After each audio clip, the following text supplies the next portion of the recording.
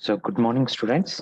Today we are going to start learning about some circuits. After learning the logic gates and basic logic circuits and all, today we are going to learn about the combinational circuit. What do you mean by the combinational circuit? So, let me share my screen.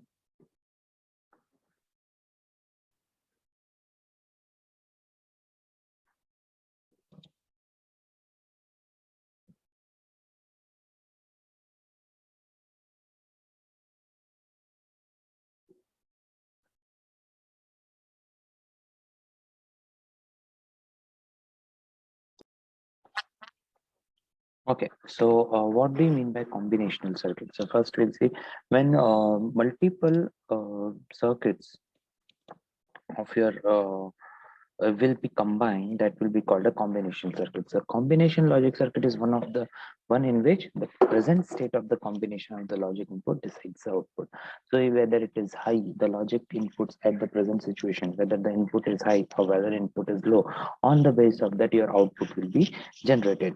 And then another term is called the term combinational logic, means combining two or more logic gates to form a required function where the output at a given time depends only on the input. So as we have seen the basic logic gates and or not, okay, so that was dealing with two inputs and giving you the output with some four combinations. So if I have two inputs, then I'll be having four combinations, but there are conditions where I'll be having multiple inputs. So what will happen? So when I'll be conducting, for that I have to combine more than two logic gates so that I can get the final output as per the requirement. So that my joining many combination logic gates and have forming a throughout circuit is called the combination logic circuit. Okay, so uh, here you can see that if I so one logic gates has minimum two inputs, okay, and gives one output, but I need more inputs. So and more outputs are required. So on the basis of that, the required output data is obtained from this process by transforming the binary information given at the input. So n input variables gives you the m output variable. So this is the method which is shown, where you have m input n input variable combination circuit and goes to the m output variable. Understood? So this is how you have a combination circuit is working. Okay, so there are different classification of the combination circuit. You have combination logic circuit, arithmetic and logic functions, data transmissions, and code converters. So that is a major three combination logic circuits we have. And when I'm talking the arithmetic and logic function, it means that my logic circuit or my combination circuit will be capable enough to do some mathematical operation in a bulk. Okay, so which will be having adder, subtractor, comparator, PLDs. And data transmission means my data should be transferred from one end to another in a different form. So multiplexer, demultiplexer, encoder, decoder are the different data transmission. Then you have a code converters, binary to decimal, decimal to binary, BCG to 7 segment, and there are different code converters. So my logic circuits, my logic combination circuit is used for all this kind of operations. Okay, so now, what is the characteristics of your combinational circuit? The output of the combination circuit at any instant of time depends only on the level present at the input terminal, as we have discussed. Your output, whether it will be high or whether it will be low through the logic circuit, it depends completely on your input.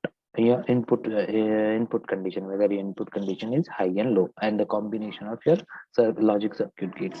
And then you have a combinational circuit do not use any memory, so you do not have any storage concept in your combination circuit. It just performs certain experiment and certain operations and all. It does not store the data, and the previous state of the input does not have any effect on the present state of the circuit.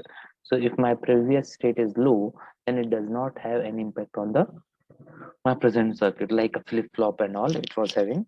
Here it will not be any problem. So a combination circuit can have n number of inputs and m number of output, because you are using many logic gates at the same time in the series of parallel. That's why you can have n number of inputs and many number of output as per the requirement or as per the generation. Now we'll come for the one important combination circuit, which is called the half adder. What is half adder means? Half, as the name suggests, it's a combination of circuit with two inputs and two outputs. So if I have only 0 1, like A and B are the two inputs, like AND gate and all, so I do not have many inputs. It will be having only half of the addition is happening, so that's why it's called a half adder. So the half adder circuit is designed to add two single bit binary number A and B. Okay, so it is a basic building block for addition of two single binary bit number. So this circuit has two outputs, carry and sum. So let's see the block diagram. So you have a and B and two inputs are there. So half adder you have. So you will be having two output. One is called sum and another one is called carry. So how the truth, I told you in logic circuit we have three important things. One is basic gates, and then you have a sub block diagram, then you have a truth table, and then circuit diagram. So then you have a truth table which is defined for the A, B, sum and carry. So you have 0 0 will give you the 0, and sum will be 0 and carry will be 0. And then you have 0 1, which is, so 0 plus 1 will be sum is 1, and then carry will be having 0. And then you have another combination which is called 1 0. So the sum is 1 and carry 0. Okay, so you will be having only one combination where the input, both the inputs are high. 1 1, you will be having 1 1, the sum is 0, because it's like you can, if you take 1 1 10, so it will be having going for the next bit. So 1 1 is 0 and output, and then carry you will be having 1. Now let's see the circuit diagram of your half adder. So the half adder is a combinational circuit of and or gate, because you need a sum and carry both. So it's a combination circuit of and or. That's why it is called a combination circuit. Now here you can see that my A and B is input for AND gate, and may and then B, A and B is input for OR gate as well. Correct. So my OR gate is giving the sum, and AND gate is follow. AND gate is carried for the carry output. So A and B you are getting the sum, so which is nothing but 0 1 1 0, which you are getting, and carry is forwarded by the thing. So now AND gate condition, what is the AND gate condition we are saying? If even for AND gate, even one output is high when both the inputs should be high. Even if one input is low, your output will be low. Correct. So that's all the condition of half adder. Now we'll see the another concept is full adder, a combination circuit that perform the addition of 3 bits. So when I'm talking about 3 bit means you have, so I have some carry A, B, two inputs and the carry of the input. So if I have that, then it will be a full adder. So it's a combination of three circuits. So combination of 3 bits at a time is called a full adder. So block diagram and truth table of full adder is, here you can see that you have two inputs A, B, carry in full adder, gives you sum and carry out. So you have ABC. So when I'm talking about three inputs, how many output, how many combinations will be there? 2 raised to the power 3. So it means that you will be having 8 combinations. So that's how you have to give the 8 combinations. So all 4 0 1 0 0 1 1 0 0 1. So that's how you will be getting the. So again here you can see that we'll be having carry output and sum. So let's see the circuit diagram. So the circuit diagram will be consisting of one OR gate and three NAND gate for A, B, C in, B, C in, and then you can carry out the OR gate. So that's how you will get from OR gate you will get sum, and from here this circuit you'll be getting C out is equal to AB plus AC in plus BC in, addition of all the three, which is nothing but the carry out. So this is what we have studied in the half adder and full adder.